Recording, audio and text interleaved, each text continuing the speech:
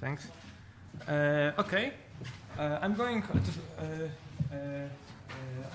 speak about the case for animal dignity, and please bear in mind my speech and my presentation is mostly, it's not in animal law, it's mostly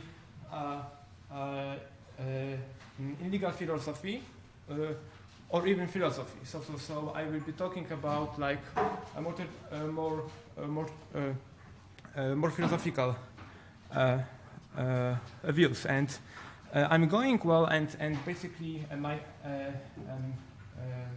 aim is to present a new look. How can we look at the question of animal dignity? But first, what is dignity? What is dignity? And we can start from what is human dignity. But dignity, as a general term, it can be defined that it is a worth or an inherent worth of X, and by X we can mean different persons. For instance, human being, but maybe an animal. And of course, for law, the key thing is what are consequences of having dignity. So, for instance, what are moral and legal consequences of having human dignity? But I'm more interested in the question: what are the foundations of human dignity and of dignity? And of course, there are many views here. I think the most dominant views are listed here. So, in the classical view, human dignity is based on an inner unity and our perfection. Then there's a Christian view, which is highly based on this classical one, but adds to that point that human dignity comes from the fact that we are created as an image of God. And then two modern approaches. So the first one is a Kantian view, which is very dominant in talking about human dignity, and then it is said that it's reason which gives the ability of creating moral norms, which then leads to the humans being an end in themselves, and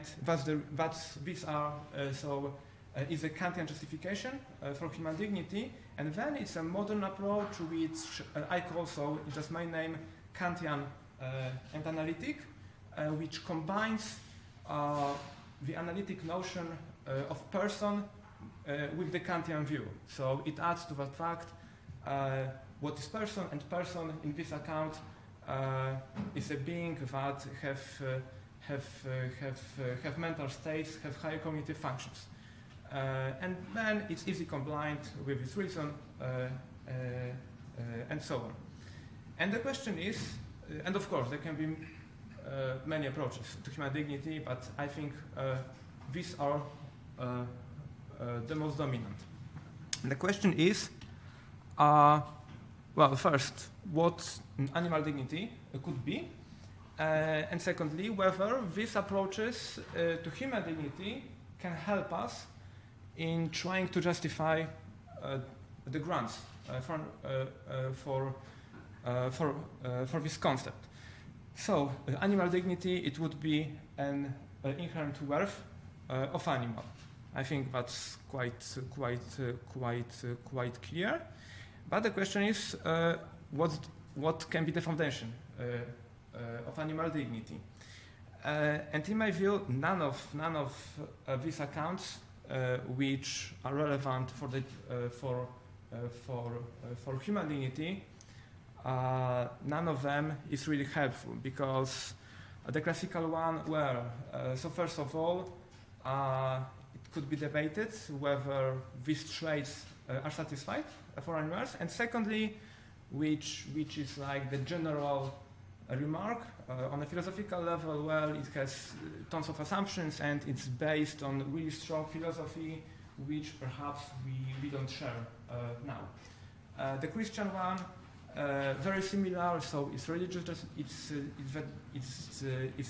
It's a justification of human dignity in religious terms, which can be problematic for human dignity because we rather are looking for more secular and universal justification. And secondly, like looking inside this approach, the question is very similar. So do animals are believed to be created as an image of God? And to my knowledge, it's not said in any religion, or at least in the Christian religion. Then the Kantian and its modern continuation, Kantian analytic, and the question is, do animals really possess these qualities? So reason, well, rather not, but it can be debated. So it's really problematic. It's really problematic to try to look for the foundations of animal dignity in terms of these accounts. Well, but in fact, why it's needed? Why are we bothering with the concept of animal dignity? The question, I think, the reason is that, well, it's for the moment it's present and it's becoming much more present in the legal text. So there are many legal texts which make use of the concept of animal dignity. I think the most known is the Swiss welfare law, which in the Swiss animal welfare law, where the first provision is it says that animals have their dignity. And I see here two routes. So first one, well, we can try to make sense of that concept. So what it means and what are the foundations of animal dignity. But the second route is that, well, we can accept it's just a matter of, it's just kind of a symbolic term. It doesn't bear any particular meaning beyond legal system. Yeah, so it's a term that we have in our legal systems, or we will have, or we would like to have, but in fact it doesn't bear any meaning beyond it. So if we're looking at that on ethical or metaphysical level, it can be without many meaning. Well, but I think the first, the challenge for the first route is that it can lead to some philosophical speculations that can undermine the view that there is such a thing like animal dignity. So, for instance, if we really try to persuade someone that animals have reason and go with the Kantian view, some people really they can object. They can say, no, it's not really the case. You are trying to say too much. But the second one is also, I think, problematic, not on legal level, but on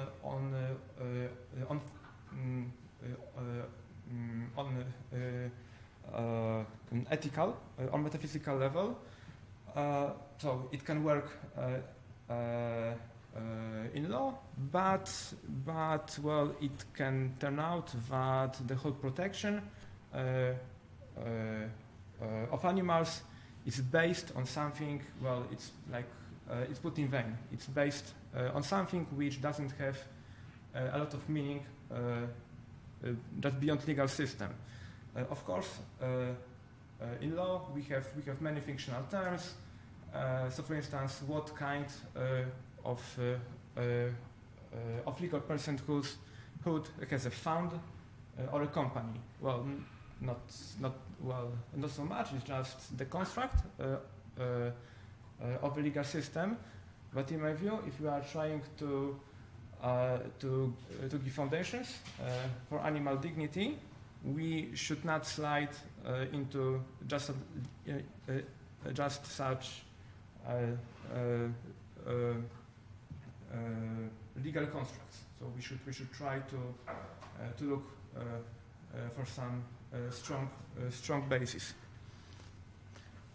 And that's the reason for my proposal of another look at animal dignity. And I'm trying to look at this question from the point of view of naturalism, as it's understood in contemporary analytic philosophy. So I'm working in one particular branch or school of thought in philosophy, and we can have ontological naturalism or naturalization. I'm not particularly curious about it in this debate, but I'm trying to propose and follow a methodological naturalism, which is a claim that says that when we discuss the concepts or entities in philosophy, we should refer to relevant scientific knowledge and make our philosophy consistent with that. So, for instance, it's a comparison with how we can look, and I will move on to the question of animal dignity. As for human dignity, for instance, if we would try to look at the foundations of human dignity from such a perspective, we can refer to some scientific views about human nature. So not philosophical debates, what human nature is, but what science can tell us about the content of human nature.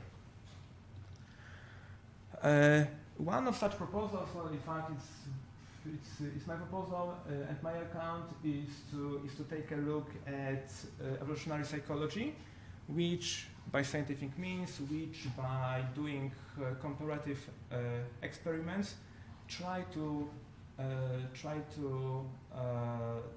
tell us what are basic and natural tendencies in human behavior.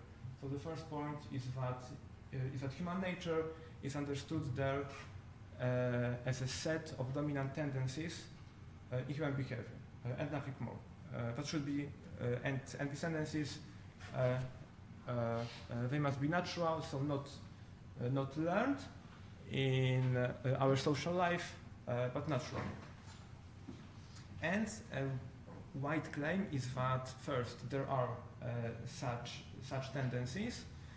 And in one account, it said that such a tendency is tendency to cooperate, which can be split into collaboration. The fact that we have natural tendency to collaborate to achieve a common goals. And second, is altruism. So we have a tendency to sacrifice, in some sense, for other people. Not for altruism, it's kind of limited, but it is. And the claim is that it's more philosophical claim, that it gives us a positive vision about human nature. So it's a positive view of who we naturally are. And in such a way, we can try to give an argument for human dignity. So, as I stated, human dignity is an inherent worth, and by this X, we mean here human, so it's an inherent worth of every human being The second is that, well, it must hold due to something positive about us. We can call it human nature. Then we refer to what human nature is according to contemporary science, and I take here, so it follows, so the second and first steps, they follow from naturalistic point of view, from the project of naturalization. We state what is human nature. Then, we know it leads to a positive or simply good vision of human nature. So there is a worth which is inherent of every human being, and this is what is human dignity. So in such a way, we gave a justification or an explanation for human dignity. In other terms, than for instance Kantian view. It's another way. And how can we? What now with animal dignity? How can we look here? Well, so the framework, and I'm not giving a full argument. I propose a theoretical framework, and then some ideas. But here is the framework. So first we should try to give some positive some positive traits in animals' behavior. They should be natural, but I think in animals there's no such there is no distinction between what is natural and what comes from culture. So this natural, it doesn't really play a strong role here, but we should identify these natural traits which are positive in animals, in their behavior, in their mental powers, then justify that these traits are good or even inherently good, then give an argument that they constitute the basis of animal worth, and the conclusion is that there is animal worth, which is animal dignity. So it's the framework how we could approach the question of animal dignity. Okay, and I think there are numerous studies in science which really state some positive traits in animals. I don't have a lot of time to discuss them, but for instance, there was really interesting study where capuchins, which are monkeys, they rejected a pay which was not equal when they saw that another monkey was receiving more. And it gave foundations for the view that it's these monkeys that have some basic fairness component. So they think in some basic fairness way. Then, of course, we have many studies on, for instance, ravens and their skills, their computing powers. In some birds, we can see some altruism. So, for instance, these kinds of birds, they refused to cooperate with individuals who didn't cooperate. So, and even if this lack of their cooperation impeded a common goal. So it's like they had this view that if someone is not cooperating and behaving, we can say, in an egoistic way, we don't cooperate, so we don't help him. So very similar to this basic fairness in the monkeys. Many mammals social life, maybe self-conscientious. So I think really there's a good scientific knowledge about many tendencies that can be viewed as positive. What are the problems here? I think the first problem is the assessment in moral terms. It's like how we have tendency, a natural tendency to assess positively what we see as positive in human behavior. So how we avoid very anthropocentric view on animals. So that what is good in us and we see, and we see something similar in animals is that, and then say, well, so that's good. And another problem is that these traits are for given species of animals.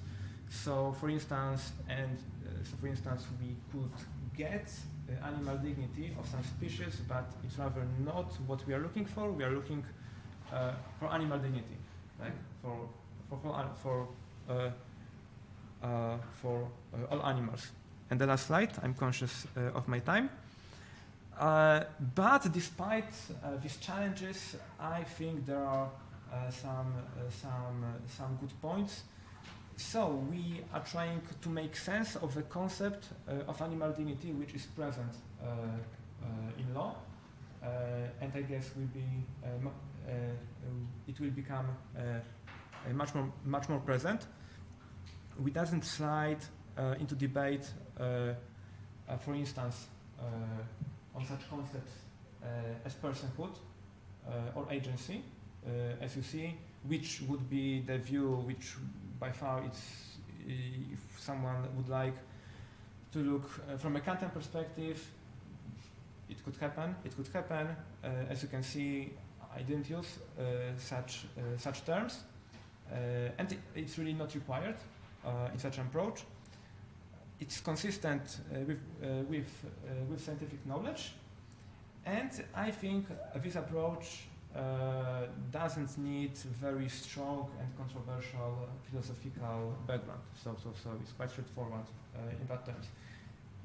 And I think so in such a way we can approach the question of animal dignity, and that concept is much more present in our legal systems. Thank you very much.